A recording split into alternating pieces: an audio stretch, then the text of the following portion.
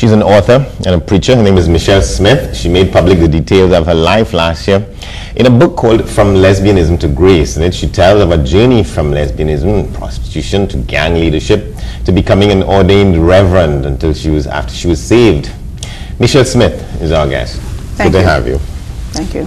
All right, let me read something you say here in the beginning of this piece by Renee Cummings in the Express Woman magazine. I could feel the demonic forces leaving me, and when the spirit of lesbianism left me, I saw myself as a woman again. Before that, you said, I came into the church a man, and people saw me leaving as a woman. You want to just describe briefly that event for us? Well, basically, I wasn't just a lesbian, I was a butch lesbian. I thought, because I became what I was thinking. I was carried away by my own lust and entice, and so the thoughts that I was putting in was just about lesbianism. So I started to think that I was a man. I started to say, well, I was a man trapped in a woman's body. You said you had penis envy. Yes, all of that. I wanted to take testosterone. Right, yeah. Right, and all of that. And what stopped you from doing that? I don't know. I probably never gotten around to do it. I don't know what really stopped me, but... Okay. Did you ever find out where the thoughts would have come from originally to make you feel that you were a man? Well, I believe that it stemmed, now that I understand more about me and actually understand more about the kingdom of God within me, I believe that it stemmed from my childhood in the fact that I was troubled, and it was introduced, because I don't believe that nobody was born this way. Lesbianism was introduced to me at an early age because I was molested at the age of 9. Now it's different, you know, it's introduced, it can be introduced in different ways. You just turn on the TV set, it's becoming the norm. So, you know, people getting curious, you know, anything you watch too long, or, you know, you get curious about it and you want to try it. And so that's how it was introduced to me. I was molested. And at the age of 13, I was raped.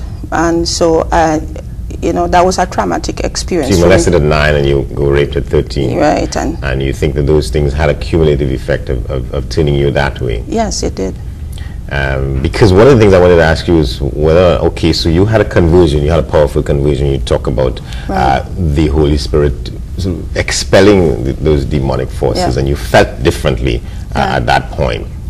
But there's a lot of literature, a lot of life stories from people who say, well, that is how I am wired that way. Well, I am living proof that that is not true, because I lived a life for 26 years. And on my quest, because I wasn't a religious person, on my quest to, you know, there was a void in me. And even though I was living the life and I was enjoying, because that was my first love, I was enjoying being a lesbian. And I never had any, like, bad experience being a lesbian. It was just a void in me, and there was just, you know, I thought, you know, it got to be more to life than what I was experiencing. So I just wanted to know if this God that they were speaking about, that if he was really real, and, you know, because, you know, before I came out and say, well, okay, this is who I am, I was closeted for a period. And then after a while, you know, you put in this thought so much, you start to believe this is who you are. So after a while I came out, so and I said the quest, there was a void in me. I wanted to know. And I try to fill it with everything. I try to fill it with money. I try to fill it with drugs. I try to fill it with relationship. I've had it, threesomes, you name it, I've had it. And it just never worked. You know, there was just something still missing, and I didn't know exactly what it was. And this is why what I was looking for this in all the wrong places. What I really was looking for was love. And I couldn't find it anywhere. I would get a substitute of it, and it would have lasted for so long, and then I would try to look for it another way or in something else. And that's when I started to look for God, to find out if he was really real. And he met me where I was, with a simple prayer, I just wanted to know. Yeah, and you said that you, at an early stage, you hustled some men just to get money, but you were doing that knowing, well, you weren't really interested in being with men at that time, right? Yeah, well, I never had sexual intercourse because my father used to have a whorehouse, and the girls that used to go with the men, they used to, you know, include me on the gig now. Like, you know, when the man doing what they're doing, I used to, like, you know, rob the man or whatever the case is. You know, so yes, I did all of that. You know, because it was, to me, survival. Because as a matter of fact, my father couldn't read, and in result of that, I couldn't read either. Because when he used to send me to school, I used to put on my clothes and, you know, say I'm going to school, but I didn't end up going to school. I was with friends and nobody was home to take the books. So then nobody was there to instill this in me. And was he aware of I don't know if choices then? Yeah.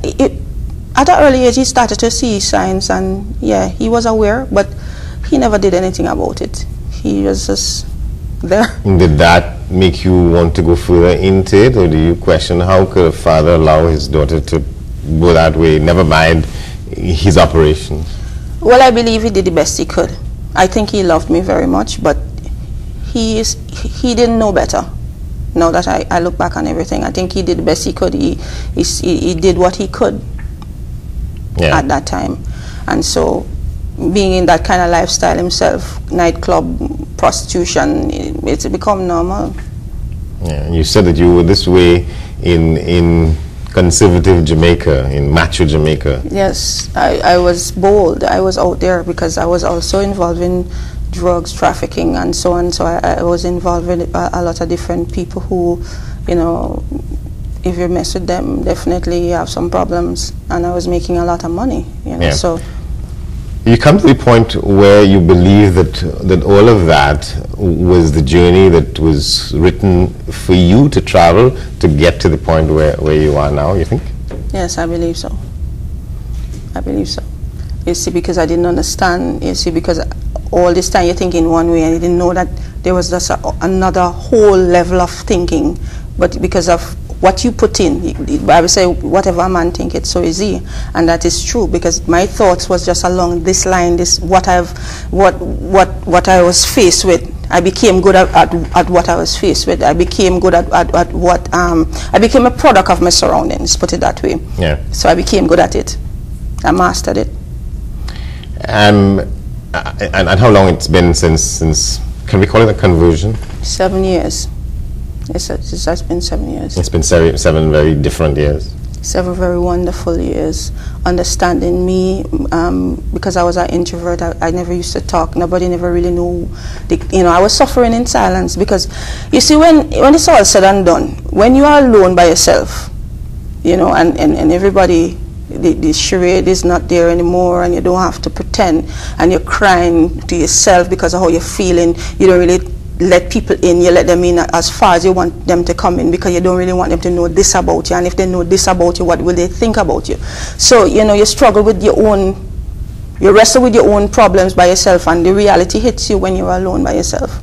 And this is why I am sharing this hope with others that, you know, you don't have to suffer in silence. And I'm very much aware of that. That is what is happening to most people. And it's not really about homosexuality or lesbianism. It's the common denominator is sin. And we need to understand that. We have to change the mindset. If we put in this kind of thought, then we're going to reap what we put in. And you understand? And oftentimes, well, for me, the church failed.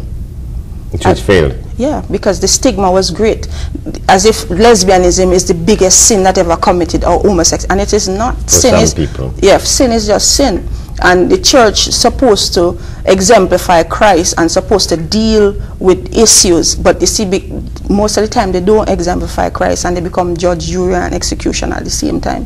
And I have dealt with that, but the thing about my boldness is that I didn't care about what people had to say. I wanted to experience God for myself. And even though I went in the church looking like a man and everybody was staring at me and saying whatever they wanted to say, I didn't care.